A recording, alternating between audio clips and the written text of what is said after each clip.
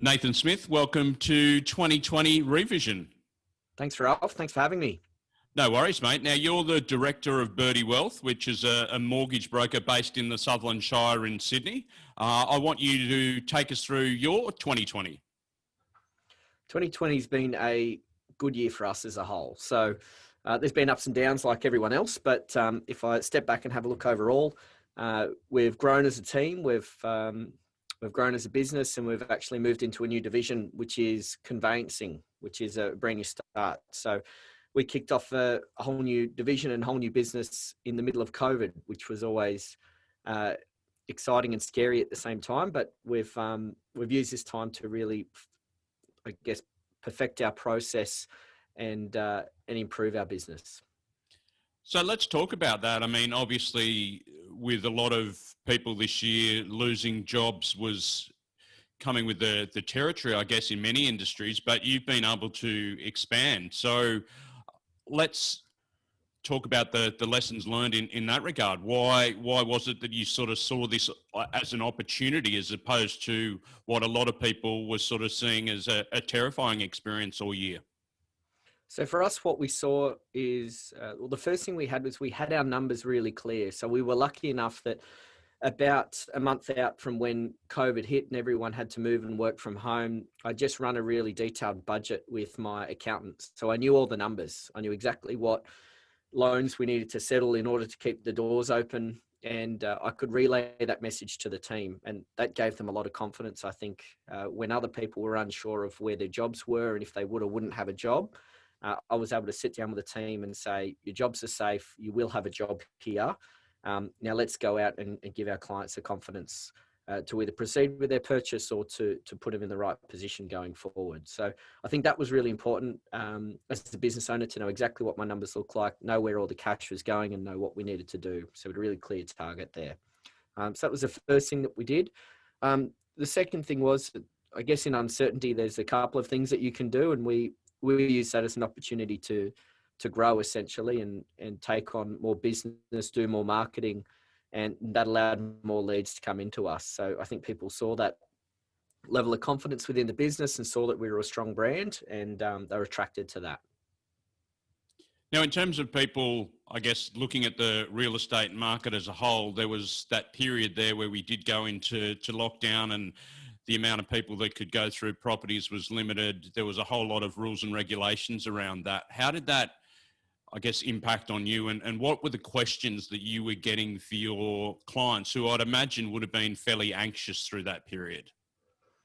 Yeah, so I think initially there was a lot of headlines that would be released without detail behind them. So a lot of it was telling people to sit tight and we'll wait for the detail to come out. So there were things like the repayment holidays. There were things like changes to stamp duty. So headlines would come out prior to detail following, but our phones would be ringing hot from day one.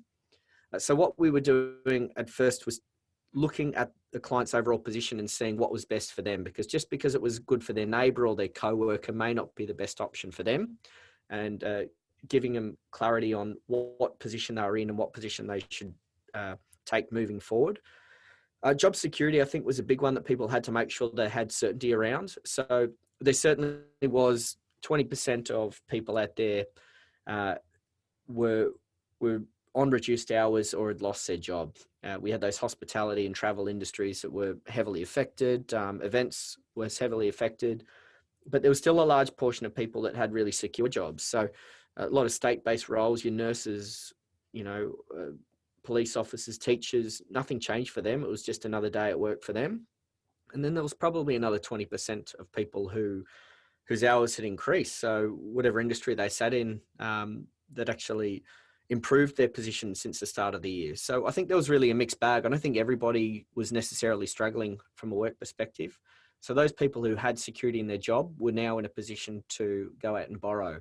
And money's quite cheap at the moment. So making a repayment on a loan can often be cheaper than paying rent in a certain place. So a lot of first home buyers as well had these deposits saved up. We had accounts coming through called Europe 2020 that they were due to do their big overseas holiday on, and now they're wondering what to do with it.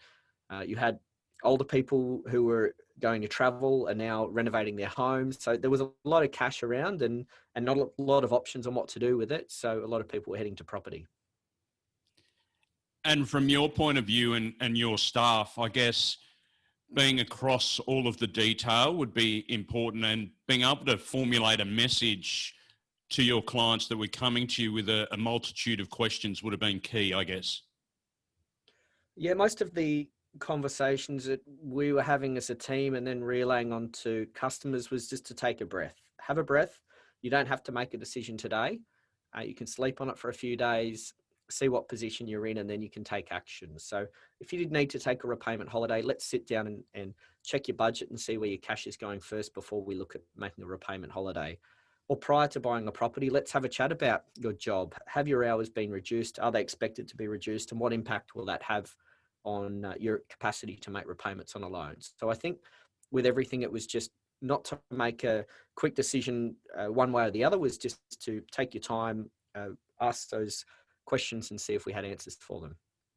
And as a business owner, how did you find that working from home period, and how did you find it with your staff? Working from home in my household was chaos. I've got 3 young daughters. And my wife is a school teacher. So she was on Zoom trying to teach a class while trying to teach 2 of our daughters and a 2-year-old racing around in the background. So it was absolutely mental. So our team did head home and work remotely. As a business, half our staff already work remotely. So we have a team based in the Philippines. We have another team member on the Sunshine Coast, and the staff in Sydney often work from home. So for us, it wasn't a big change. We literally picked up our laptops and headed home and began work. Certainly chaotic. I think as far as the business went, we didn't lose any productivity. We were still settling as many loans as we had when the team was in the office, but I do think there was a culture piece missing. So I didn't particularly like it long term. I felt that you lost connections with the team a little bit when they were away from the office. It's really hard to see how somebody is coping from a distance rather than sitting side by side with them. And we're conducting this via Zoom, and that's become the norm for people to conduct their business meetings, and to also, as you mentioned there, it was pretty much the kitchen table may have been the classroom for many people working across the country. What was the feedback from your clients in terms of how they were managing and getting through this period? I think, and again, even my team as well, a lot of them have young families as well, and we're trying to manage that workload and be the homeschool teacher as well. I think everyone was doing the best they could, and that was that was kind of all you could really expect. As far as the team and the work they put in, our job's lucky where we don't necessarily need to work 9 to 5. If the kids are bouncing off the walls and they've got to step away from the laptop and do a lap of the block with the kids and reset, then they could do that. But the message was really just do the best you can and let's get through this period. Zoom has always been an option for people to do an appointment with us, but most people have tended to want to still do that face-to-face appointment. It's funny now, coming out the other side of the year, is we're finding it's about 50-50. So about half our appointments are now on Zoom, and half of them are back face-to-face. So the clients have both options. A lot of people who are time poor are happy just to jump on the laptop, open it up. We can share screens, show all our numbers and workings, and work through their loan that way. I mean, it is the most expensive purchase people will make. So I guess in their day-to-day lives, it's what's making it most comfortable for them. And then obviously there's been this realization that the flexibility that workplaces have granted, they don't need to be rushing around all over the place, and they can conduct these appointments via teleconference if they need to. Yeah, I think it's forced businesses to trial the remote work. So many who are hesitant to have teams working from home were forced to trial it, and many of them found it quite successful. I know a lot of teams in a co-working space I work in here have now moved to a remote model and are very comfortable with it. Or some are doing a bit of a hybrid model where they spend part of the time in the office and part working from home. And as we sort of see things improve, I guess, and perhaps, you know, more people returning to work and hopefully hanging on to their jobs, what are you sort of seeing as we head towards 2021 in terms of, I guess, consumer confidence, you know, borrowing and all of those things that you deal with on a day-to-day basis?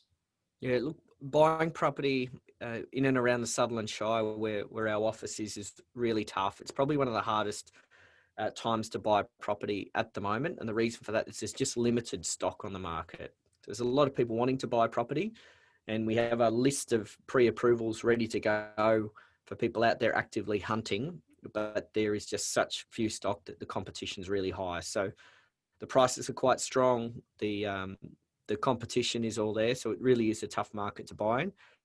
So what happens next year will be interesting. It'll really depend on that flow. Are people going to start to put their properties back on the market? And it's back to that, you know, standard thing in properties, that supply and demand. At the moment, we have a very limited supply, and we have a really strong demand of people wanting to buy property. Now, if people are looking to get in touch with you, where can they get in touch with you? You also got a podcast as well. We do, yes. So you can find all our details on birdiewealth.com.au and all the usual social channels. You can look up Birdie Wealth there and follow us there. So we've lots of free content away on those pages. So you can keep an eye on where the market's going, what's happening in property and the finance world. We also have a podcast we run called For the Shire, By the Shire. And that one there is speaking to industry professionals on tips and tricks for people either selling or buying properties. And we have everything from real estate agents to a bank valuer to a home stylist on exactly what they would be doing in order to get the best offer and best price for their property, or what they would do when they're going out and buying property. And I'll declare an interest here. It's produced by Tucker Media. So get on board For the Shire, By the Shire. And finally, just before we wrap things up, Nathan, what are you looking forward to most in 2021? As a team, I think we've built some really good foundations. So I'm still a new business owner, I guess. So I see myself, we're just heading into our 4th year next year. So it's still a fairly new and an upcoming business. But I feel like for me, it's turning more from a job into an actual business. So I wouldn't mind stepping away and having a little break for a little bit. It's been a long 4 years running really, really hard, and had my head down without taking a breath for a very long period of time. So perhaps pop up and just take a little breather and reset next year, I think's on the plan for me. Nathan Smith, thanks very much for joining us on 2020 Revision. Thanks, Ralph.